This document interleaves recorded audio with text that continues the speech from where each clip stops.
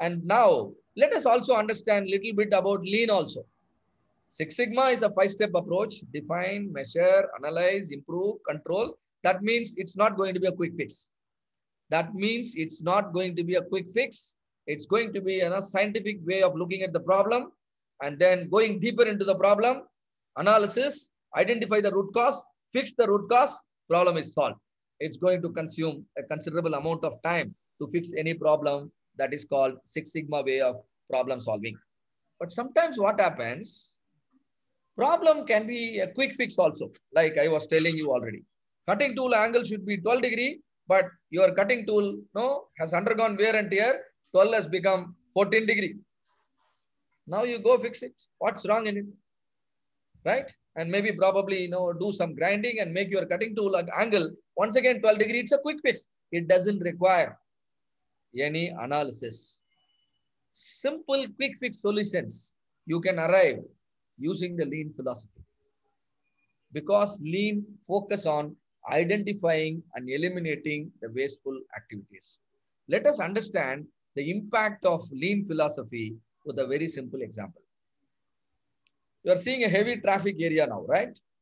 Imagine you are driving your car in such an environment. You can imagine a place like Ranganathan Street in T Nagar. People are not even finding difficulty to walk, right? So you are driving a car in such a place. Now I want to understand two things from you: your driving comfort and the car's efficiency, fuel efficiency. And can you please share? Suppose if you are driving here in such an environment, your car is brand new, and you are a highly skilled driver. And what will be your driving comfort? Will you enjoy driving here? No, sir. Why? Because the traffic is very heavy and standstill, and there is a possibility of scratches of car also. So something in there. Very well explained. Bala is telling, sir, the environment is very bad. I am not able to focus on my work. Even though I am not doing anything, my car is getting scratched. My job is to drive the car, but my foot is on the brake pedal. My hand is on, keep on changing the clutch. Driving means what? We should say press the accelerator and then car should move forward smoothly. But he is not able to focus on the work. Do you experience similar things in your current company also? Yeah. Work environment. Obviously, right? So if the environment is not supporting you to work very well, focus on your real job, that means you have a lot of scope for implementing, deploying lean there. Eliminate all the blockages in your environment. That is number one. And another thing, I want to give 100 points to Bala for nicely narrating the problem. Right? Priya madam, please note down. And now one more point. The car, when you purchased the car recently last month, the showroom fellow could have told you the car mileage is 15 kilometers per liter. Will you be able to get such mileage here? No, sir. Why? Because the habit is to accelerate slowly, like that. The fuel efficiency will be less for consumption only. How much mileage you may get here? Might be 3/4. Just a guess only. You get only 1/3 or half of it, right? Maybe 5 kilometers or 8 kilometers. Such a very bad mileage you will get. Your productivity going down, your efficiency going down, you end up producing a lot of defects. Actually, have you planned to produce defects? What is your plan? Is that you people are sitting in a conference room and planning to produce a lot of defects? Is it your plan? The plan is something very, very novel. You wanted to produce everything, acceptable by the customer, but that is not happening. Performance is going down, right? And what lean is telling you, don't let your performance go down. Don't lose your work comfort. Bring the car and as well as the driver, and make them drive here in a free highway like this. Now, how will be the work comfort? You will enjoy working in such a company. You will call your company, see, I'm working in such a great company. Come and see my company. How much appealing it is. The workplace is neatly organized. Everything is in its place. And then, all machineries, everything kept neat and well maintained. You are upkeeping the equipments like anything. Everything, producing parts as per the plan. Now work comfort will be great and mileage, your Efficiency performance, will be more. efficiency. Now the fellow have told you 15-kilometer mileage, but how much mileage you will actually produce here?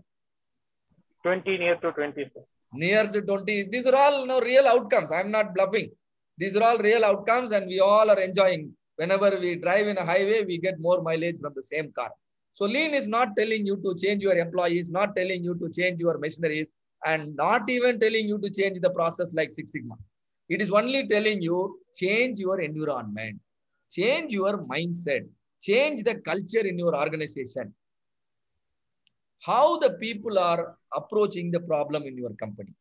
If you understand something what you are doing is not needed for your customer, lean is telling you, please don't do it. Simple. Customer doesn't want. Why do you do it? Today program is 7 to 9 p.m. If I conduct the program up to 11 p.m., tell me how many of you will attend the program? You don't want it. You don't want it. Mental tiredness will be. You don't want it that way. This is called, probably I will do it tomorrow, but not today. Today I will leave it 9 o'clock, right? So this is called over processing. Customer wants you to conduct the session only for 2 hours. Do that and leave them. They'll be happy about you. If you engage them till 11 o'clock, next time when you call them, nobody will turn up for your program. This fellow will keep on talking up to 11 o'clock.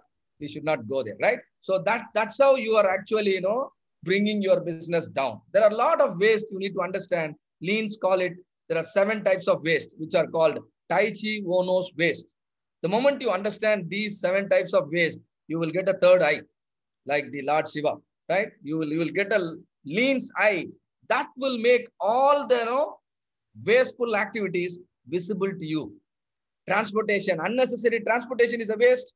Unnecessary inventory is a waste. Unnecessary motion is a waste. Unnecessary waiting is a waste. Overproduction is a waste. Overprocessing is a waste. Defects is a waste. Now people started identifying 8th form of waste. Underutilizing the talent. If some of you has got a talent and if your company is not coming forward to tap it, that is also a waste. So you need to understand, if you remove all these 8 forms of waste, the work comfort will improve phenomenally and performance will also improve drastically. You don't have to do more. Just adopt the lean principles, embrace the good changes that are coming to your company and implement the good changes.